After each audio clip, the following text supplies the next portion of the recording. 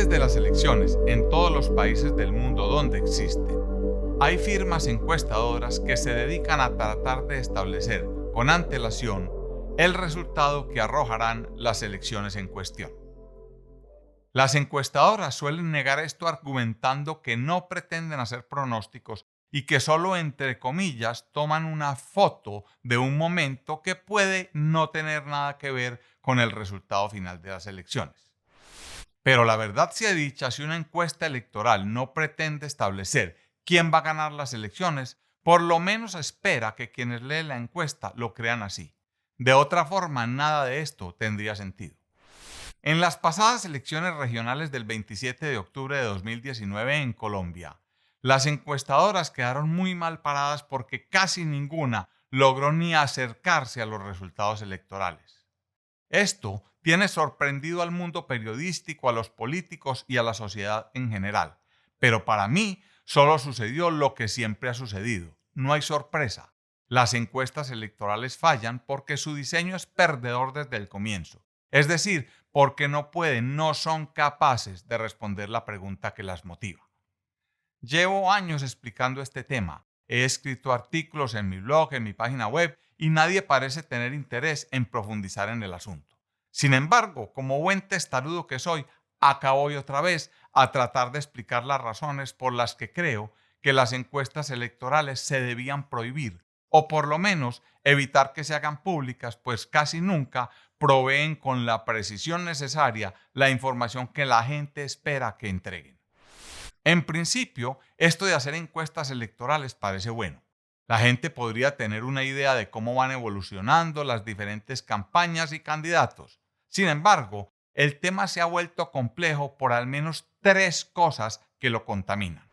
Primero, muchas encuestas son financiadas por las propias campañas electorales, lo que introduce per se un sesgo importante para el investigador, para quien hace la encuesta, incluso si asumimos la buena fe y la carencia total de dolo o deseo consciente de alterar los resultados, cosa que tampoco está garantizada. 2. Los resultados de las encuestas podrían influenciar a los votantes indecisos que, de manera inconsciente, pueden verse inclinados a votar por quien va ganando. Dicho de otro modo, el resultado de las encuestas puede, entre comillas, manipular la decisión que finalmente tomen los electores, asunto que no se puede mirar con ligereza porque no es sano para los sistemas democráticos, sobre todo si los resultados reportados, como suele suceder, no resultan ciertos. Tercero, los resultados de las encuestas pueden influir, y de hecho lo hacen, en los grupos políticos y económicos que van definiendo sus coaliciones y apoyo financiero dependiendo de quién va ganando, quién va segundo, etc. Dicho de otro modo, si alguien va ganando en las encuestas suele recibir más apoyo político y más dinero que quien va lejos. El apoyo político y el dinero hacen más fuertes a las campañas y pueden entonces, entre comillas de nuevo, mover al elector sin que él mismo lo perciba. Las encuestas no son entonces un simple espectador pasivo de los procesos electorales. Por el contrario, se han vuelto actores muy protagónicos porque tienen la capacidad potencial de cambiar el resultado de unas elecciones en la medida en que, vuelvo a usar comillas, manipulan el inconsciente colectivo. Por este motivo siempre he creído 2 cosas con respecto a las encuestas. Primero, deberían ser reguladas por el Estado de manera muy estricta. El Estado tendría que sancionar a los encuestadores que violen unas normas metodológicas y técnicas previamente establecidas y debería prohibir la difusión de encuestas en donde el dolo y o las falencias metodológicas se puedan establecer. Ojo a lo que digo, no se trata de sancionar a una empresa por los resultados de su encuesta o por no haber acertado en su pronóstico, sino por la calidad de su metodología. Para lograr esto, cada encuesta debería presentar su protocolo con antelación a un comité independiente de expertos en metodología de la investigación y estadística. Por protocolo entendemos una descripción completa de la metodología que van a emplear cuando se autorice la realización de la encuesta, que debería también ser vigilada durante la recolección de datos, el análisis y la presentación final. Segundo, el público elector debería recibir educación con respecto a lo que son las encuestas y a la forma correcta de entenderlas e interpretarlas para evitar ser víctima inconsciente de los encuestadores. Como no soy ni quiero ser gobernante, lo que sí puedo hacer es colaborar un poco con el segundo punto. Por esto me permito hacer este video que pretende explicar cómo debería hacerse una encuesta para que quede bien hecha y por lo tanto provea un informe relativamente cierto de lo que está sucediendo en el debate electoral. Debo aclarar que no soy epidemiólogo, ni estadístico, ni encuestador. Son solo más de 30 años vinculado a la investigación clínica, a la epidemiología y al método científico los que me permiten atreverme a hablar sobre esto. Tampoco estoy dispuesto a polemizar sobre el tema. Quien lo conozca mejor debe hacer caso omiso de lo que acá digo y quien quiera profundizar más puede buscar información adicional que abunda en la red. Les voy a explicar entonces por qué la mayoría de las encuestas electorales no solo no sirven para nada, sino que son perjudiciales para la salud de la democracia. Empecemos entonces por decir que una encuesta es en realidad una investigación, es decir, un método estructurado y reproducible que pretende responder una pregunta.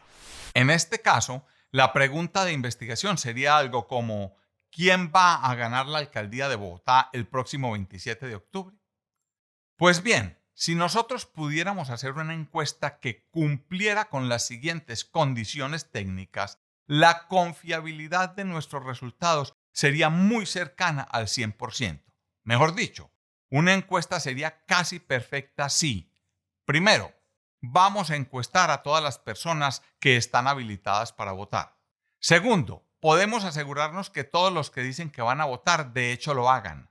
Tercero, podemos asegurarnos que ninguno de los que dice que no va a votar termine por hacerlo. Cuarto, podemos asegurarnos que todos los individuos van a decir la verdad cuando los interroguemos. Y quinto, podemos asegurarnos que ninguno de los individuos va a cambiar de opinión con respecto a su voto. Una encuesta que cumpla con todos estos requisitos sería bastante perfecta. De hecho, una encuesta así se parece mucho a la elección misma. Tranquilo, vamos despacio. No estoy diciendo que las encuestas deberían cumplir con estos 5 requisitos, eso sería un despropósito. Lo que estoy tratando de hacer es poner un marco de referencia teórico de lo que sería una encuesta casi perfecta, porque lo necesitaremos más adelante. Ninguna encuesta que no sea la elección misma puede cumplir con todos los requisitos que acabo de enumerar, lo que significa que todas las encuestas van a ser una aproximación a la verdad y en ningún caso la verdad misma, entendiendo por verdad, entre comillas, el resultado final de las elecciones. Los puntos 2 al 5 nos sirven por ahora para entender que hay muchos aspectos de una encuesta que no podemos controlar. Dichos aspectos hacen que la encuesta tienda a alejarse de la verdad poblacional y empiezan a introducir el concepto de margen de error. Más adelante volveremos sobre este tema. Por ahora vamos a dedicarnos al punto 1, al tamaño de la muestra, pues ya el lector supondrá que ninguna encuesta va a poder interrogar a toda la población habilitada para votar. El poder, o si se quiere, la potencia de una encuesta. Como ya lo había dicho, una encuesta es en realidad una investigación que pretende resolver una pregunta. Es entonces un método de investigación de poblaciones. Si uno va a hacer una encuesta, debería saber si el diseño va a ser capaz de responder la pregunta que nos hicimos, porque puede que no. Para los que no lo sepan, se supone que uno diseña la encuesta antes de salir a recoger los datos. Sin embargo, la cosa a veces sucede al contrario. Primero recogen los datos y luego, dependiendo de los resultados, elaboran la llamada ficha técnica. Esto es una práctica terrible, pero eso es otro tema. Retomando el hilo que traemos, definimos entonces el poder como la probabilidad que tiene un estudio de evitar un error que se conoce como error estadístico tipo 2, que no es otra cosa que no poder detectar una diferencia que realmente existe. Es decir, no poder detectar un ganador entre los candidatos, y de todos modos va a haber un ganador. Queda fácil entonces entender que hay encuestas más potentes que otras. Por ejemplo, si sabemos por información de la registraduría que el número de personas habilitadas para votar en Bogotá a lo que llamaremos potencial electoral es de 5.850.035 personas, podríamos leer en la prensa dos encuestas diferentes hipotéticas. Encuesta 1. El candidato A sacará 30% de los votos, el B sacará 20%, personas encuestadas 50. Encuesta 2. El candidato A sacará 25% de los votos, el B sacará 55%, personas encuestadas 300.000.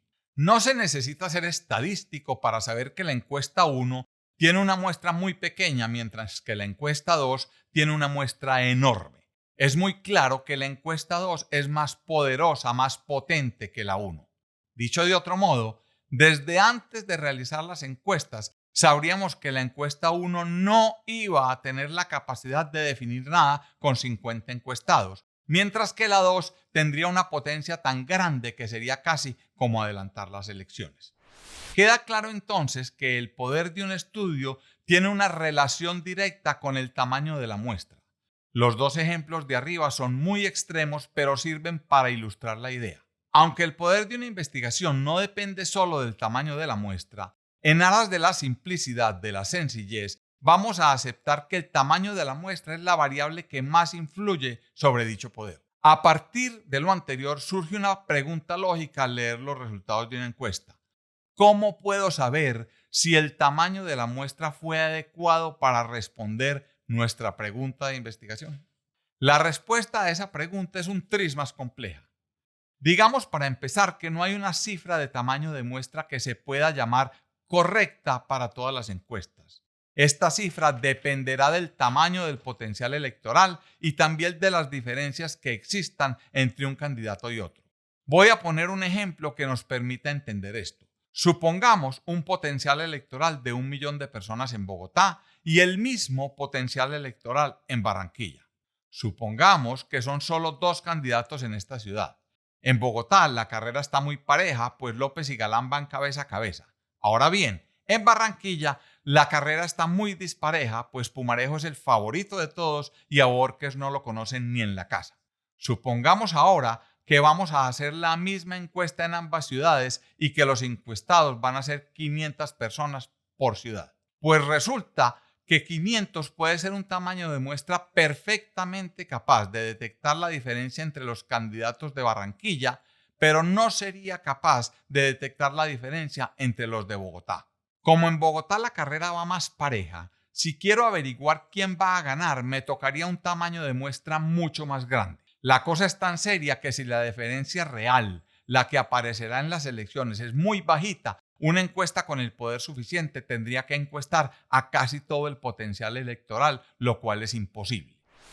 Lo anterior significa que si los candidatos son muy parejos, van muy parejos, una encuesta no puede saber quién va a ganar y por lo tanto no debería ni hacerse. La respuesta corta es sí. El tamaño de muestra necesario sería tan grande que no es factible realizarla. Ahora bien, si renunciamos a hacer nuestra encuesta en Bogotá porque sabemos que no serviría y nos vamos a Barranquilla, 500 personas serían suficientes. Como ya lo dije, el investigador, o sea, la empresa encuestadora, debería decir esto con claridad. Sin embargo, uno como ciudadano puede hacerse a una idea tratando de calcular un tamaño de muestra adecuado para una encuesta hipotética que uno haría. Esto nos permitiría saber si 500 personas son suficientes o no. Vamos a ver. Calcular el tamaño de la muestra. No pretendo subestimar el tema. El muestreo es toda una rama de la estadística y es compleja. La cosa es que la complejidad no tiene por qué ser óbice para que uno pueda hacer una aproximación al tema y hacerse a una idea sobre lo robusta que puede ser una encuesta. Esta es una fórmula que se usa mucho para el cálculo del tamaño de la muestra para datos globales, donde n es igual al tamaño de la muestra, es decir, el número de encuestas que tendríamos que hacer. K es una constante que depende del nivel de confianza que tenemos en nuestros datos. En general, un nivel de confianza inferior al 95% sería casi que ridículo. Un nivel del 97.5% sería aceptable y del 99% sería ideal. El valor para usar de K se obtiene entonces de esta tabla y es un reflejo de la probabilidad que queremos de que un resultado obtenido no se deba al azar. La mayoría de las encuestadoras usan 95%, pero insisto en que sería preferible 97.5% e ideal 99%. P es la proporción de individuos que poseen en la población las características del estudio. Este dato es generalmente desconocido y se puede suponer que P igual a Q igual a 0.5. Esta es la opción considerada más segura.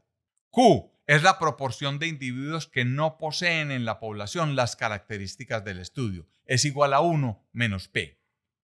N mayúscula es el tamaño de la población o universo o potencial electoral. E es el error muestral deseado. Acá lo que toca colocar es la diferencia entre el resultado que obtenemos preguntando a una muestra de la población y el que obtendríamos si le preguntáramos al total de ella. Mejor dicho, como no vamos a encuestar a toda la población universo, es decir, todo el potencial electoral, entonces establecemos el margen de error que queremos que la muestra tenga. Este puntico tiene mucha importancia porque si nuestra encuesta tiene un margen de error del 5%, que es muy alto, y arroja que el candidato A obtuvo el 25% de los votos, en realidad estamos diciendo que en las elecciones obtendrá una cifra que va entre el 20 y el 30%. Si le aplicamos la misma encuesta al candidato B y arroja que éste alcanzaría el 28% de los votos, en realidad estamos diciendo que en las elecciones obtendrá una cifra que va entre el 23 y el 33%. Miremos bien, 28% candidato B suena más que 25% candidato A, pero debido al margen de error tan alto que pusimos en el término de la ecuación, lo que estamos diciendo en realidad es lo siguiente. En las elecciones, los candidatos podrán sacar el porcentaje de votación que se observa en esta tabla. Vemos cómo ambos candidatos a la hora de las elecciones podrían obtener cualquiera de los valores representados. Hay incluso 8 posibilidades de que queden empatados, pero la encuesta bien podría estar indicando 1. Que el candidato A puede obtener 20% y el B 33%, ganando el B sobrado.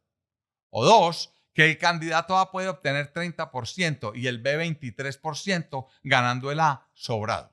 Como diría el mago, valiente encuesta. Con este número de encuestados y un margen de error del 5%, el reporte decente de la encuesta debería dar algo como: nuestra encuesta no tuvo el poder suficiente para establecer cuál de las dos candidatos será el ganador. Y punto. Ni siquiera debería publicar los valores obtenidos de 28% versus 25%, porque esto le sugiere al lector a nivel inconsciente que un candidato va ganando, cosa que, como ya lo demostré más atrás, no puede concluirse de los datos que se tienen. Cuando se presenta esta situación, los encuestadores suelen hablar de un, entre comillas, empate técnico, lo que es una mentira del tamaño de una catedral. Los candidatos no van para nada empatados. Lo que deberían decir es: nuestra encuesta no pudo establecer una diferencia entre los candidatos, por lo que consideramos que debería hacerse otra encuesta con un mayor número de encuestados.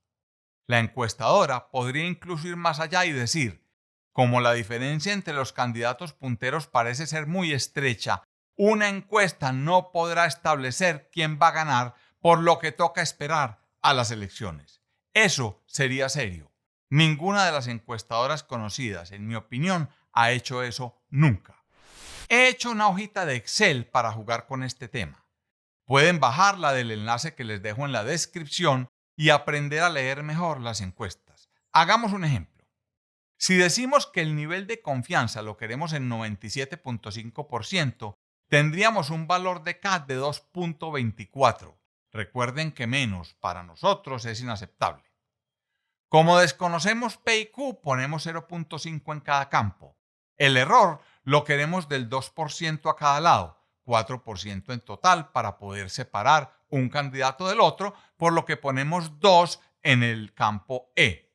N mayúscula es el potencial electoral que para Bogotá dijimos que era de 850.035 personas. Este cálculo nos arroja un N, es decir, un número de encuestas a realizar de 3.134 personas.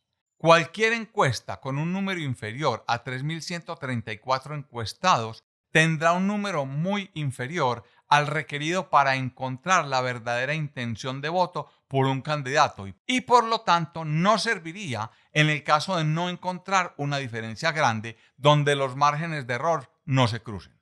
Revisen la ficha técnica de las encuestas a ver si hay alguna con este número de encuestados. Las firmas encuestadoras la hacen fácil.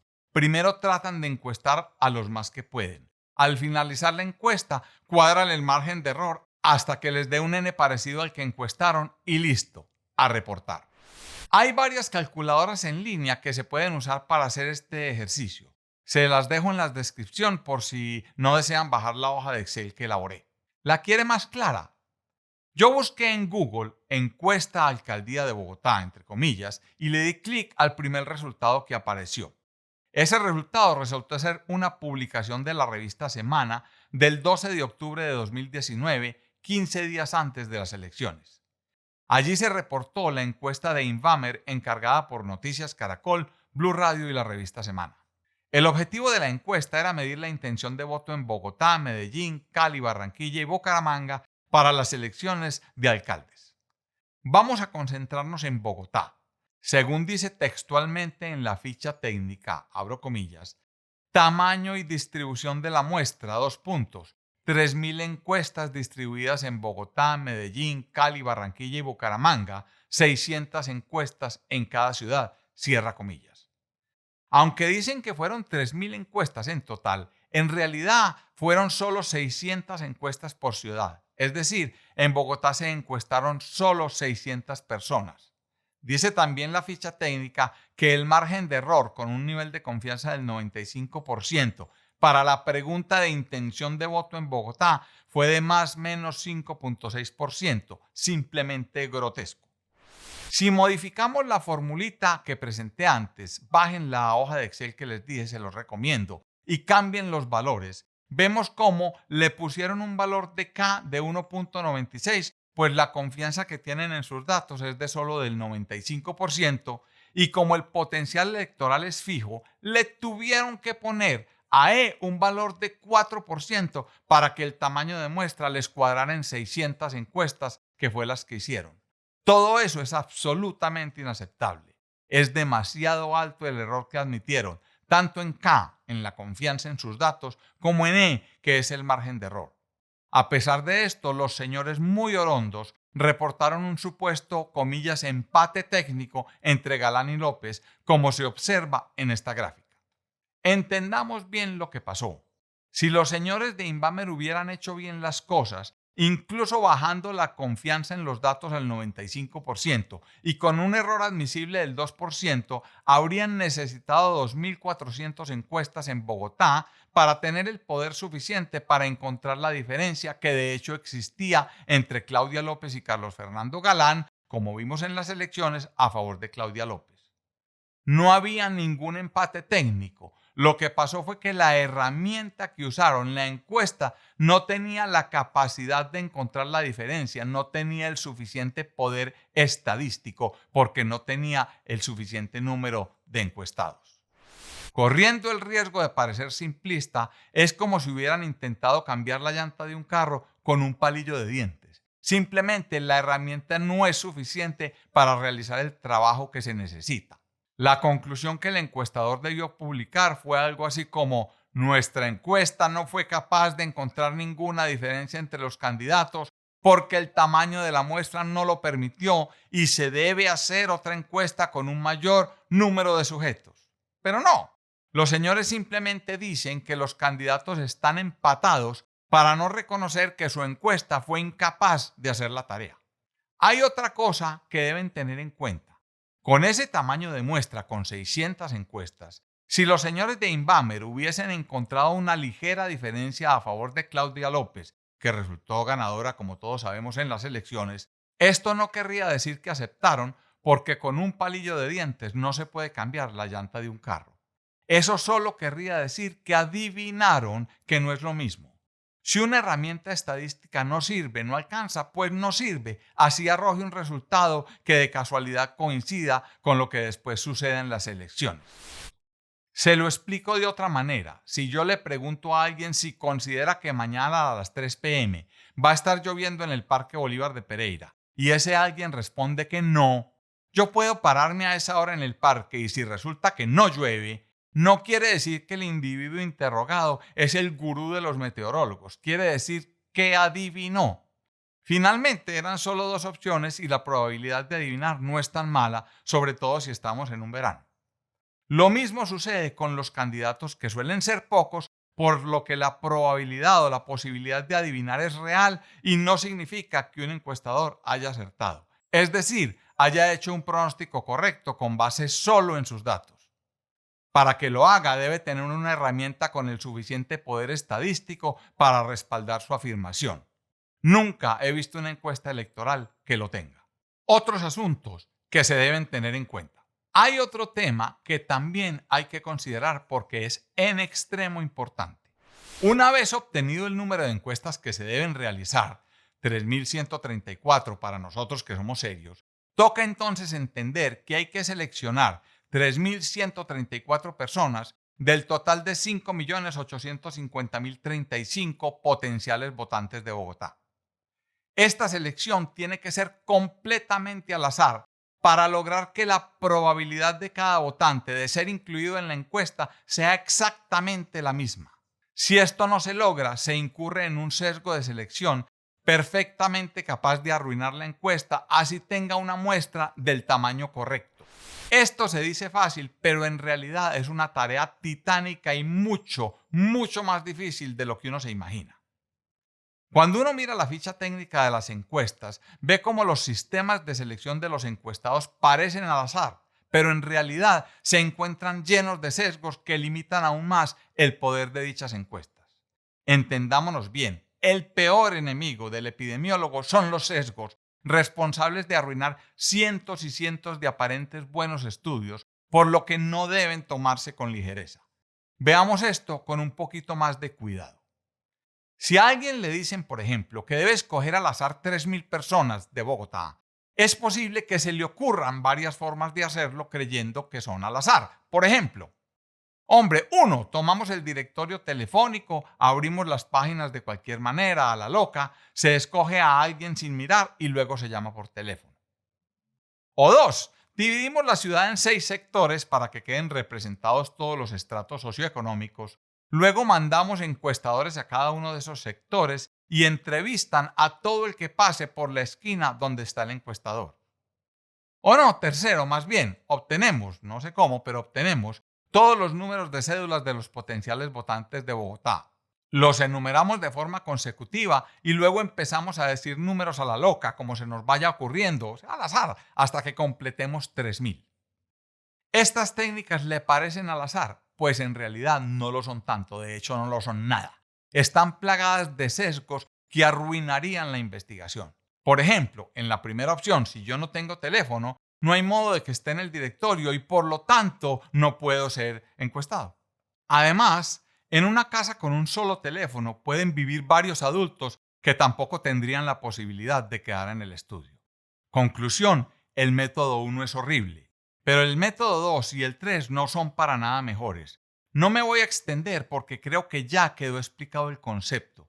Lo que se tiene que lograr, y la forma como se logró debe quedar muy bien explicada en la ficha técnica, es que la probabilidad de todos y cada uno de los potenciales electores de ser incluido en la encuesta sea exactamente la misma.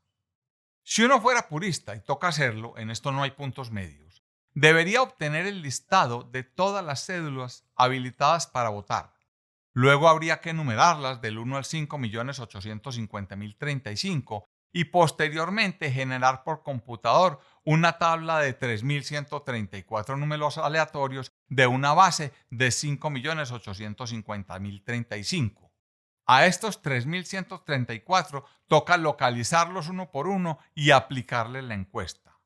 Ninguna firma encuestadora hace eso porque no tiene ni tiempo, ni presupuesto, ni ganas.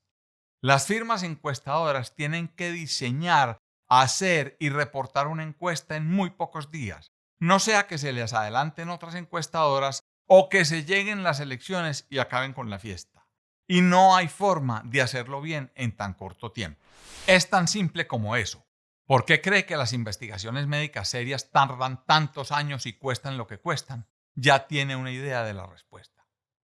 Miremos de puro curiosos un videíto con una tabla de números aleatorios como la que dijimos arriba generada en Internet. Produjimos 3.000 números aleatorios entre el 1 y el 5.850.035. Hacia abajo podemos ver los resultados. Esas son las personas que habría que encuestar. Cualquier otro método que no garantice que cada uno de los potenciales votantes tenga la misma probabilidad de ser encuestado introduce un sesgo de selección que destruye en mayor o menor grado la validez de la encuesta.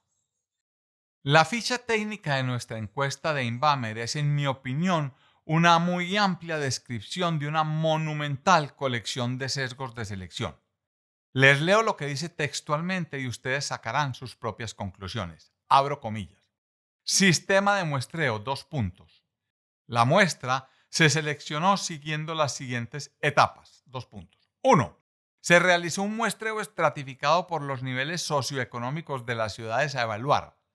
2. Se llevó a cabo un muestreo por conglomerados para definir las unidades primarias, las manzanas, y las unidades secundarias, los hogares. 3. Se hizo una selección aleatoria simple de una persona mayor de 18 años en cada hogar apta para votar.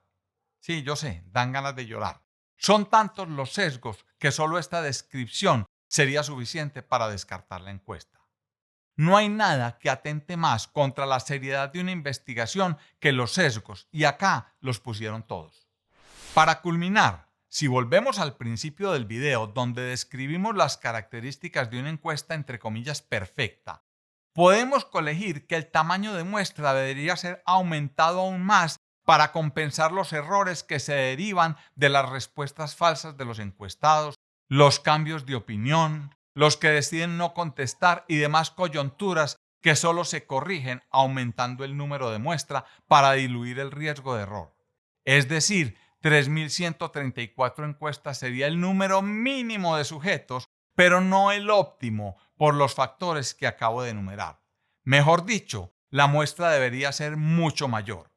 Eso, por supuesto, sin tener en cuenta que todos estos eventos deberían ser reportados, cosa que jamás sucede. Entre otras cosas, porque ni siquiera pueden ser detectados, pues es imposible saber cómo se comportará dentro de 2 semanas alguien que me dice lo que cree que hará. Un número muy alto de negativas a responder la encuesta la pone en serias dificultades, porque al final las personas que respondieron no fueron las escogidas de forma aleatoria. Total, otro sesgo monumental. Vuelvo y repito. Los que hay que encuestar son los que fueron seleccionados al azar. Si alguno de ellos se niega a responder o no puede ser localizado, el reemplazarlo por otro que no tenga la misma metodología de selección introduce un nuevo sesgo. Tan grave es la cosa que muy probablemente las diferencias que reportan las encuestas son realmente una medición de los sesgos involucrados en el estudio y no de las diferencias reales de la intención de voto de la gente. Antes de concluir, quisiera recalcar que, después de las elecciones, la gente va a comparar el resultado de estas con varias de las encuestas publicadas. Es posible que alguna se aproxime al resultado y por lo tanto alguien se atreva a concluir que la firma encuestadora X es mejor que otra o es la mejor. Nada más lejano de la realidad. Lo que hace buena a una firma encuestadora es la técnica con la que diseña y lleva a cabo las encuestas. Como ya vimos, hacer una encuesta electoral bien hecha es prácticamente imposible en el tiempo que se les da y con el presupuesto que tienen, y las firmas encuestadoras proceden sin pudor a reportar cifras sin sentido, aunque después de las elecciones las muelan a palos. Lo que en el fondo espera toda firma encuestadora es hacer un educated guess o adivinar basado en algunas pistas para tratar de que las definan como una empresa seria. No hay tal. Vuelvo y repito. Si alguna firma encuestadora se acerca al resultado final de las elecciones, Lo más probable es que sus resultados hayan sido producto del azar, simple casualidad, adivinanza. El tamaño de muestra suele ser tan bajito y el método de aleatorización tan descuidado que no se puede acertar con base en la data. Simplemente adivinan. Como los candidatos no son muchos y más o menos se sabe quién puede ganar, adivinar no resulta tan improbable. El tema me recuerda que los fines de año las revistas light suelen entrevistar adivinos para que hagan pronósticos sobre el año venidero. Sucede en casi todo el mundo, por lo que cientos de charlatanes de todos los pelambres hacen sus predicciones. Unos dicen que se cae el presidente de Estados Unidos, otros que va a haber una guerra nuclear, una hecatombe, otros que nos caerá un meteorito, etc. Bien puede suceder que por pura casualidad alguno de estos señores diga que va a haber un nuevo terremoto en México con miles de muertos. Y ojo, no es que quiera que pase, es un ejemplo que se me ocurrió. Si esto llega a suceder, repito, por pura casualidad, este individuo se convertirá en el Nostradamus moderno y será tan famoso como sea posible serlo, cuando en realidad no predijo nada porque nadie puede predecir terremotos.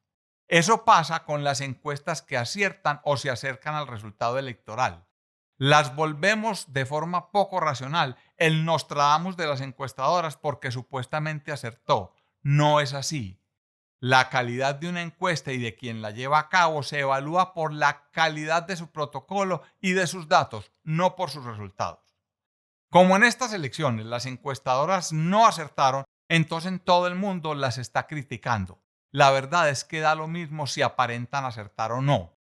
Se trata de obtener resultados a partir de los datos y no de adivinar qué es lo que suele suceder. Es el diseño lo que genera la confiabilidad para que cuando salga la encuesta uno le pueda creer. En conclusión, las encuestas, si se hacen, las debería financiar, dirigir, supervisar y vigilar el Estado, apoyado en un panel de expertos. Yo no soy, por si creen que estoy buscando trabajo, no es así, para permitir que se publiquen solo aquellas hechas por empresas que se entregan a la labor de tratar de responder una pregunta de investigación con seriedad.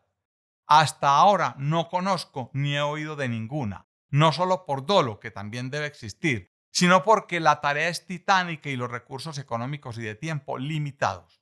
Es por todo esto por lo que creo que las encuestas electorales, tal y como las conocemos, deberían prohibirse. Si las encuestas no pudieran manipular la intención de voto de la gente, no me importaría que dijeran cualquier cosa. Pero como resulta que las encuestas pueden afectar el resultado electoral final, resultan un peligro para la democracia. Esto es todo por este video. Los invito a ver otros que tengo en mi canal, la mayoría relacionados con ciencia, epidemiología clínica y metodología de la investigación científica. En las esquinas acá les dejo 2 de ellos que les pueden servir. Si les gustó el video, los invito a darle like, a suscribirse al canal y a activar la campanita para que YouTube les avise cuando suba un nuevo video.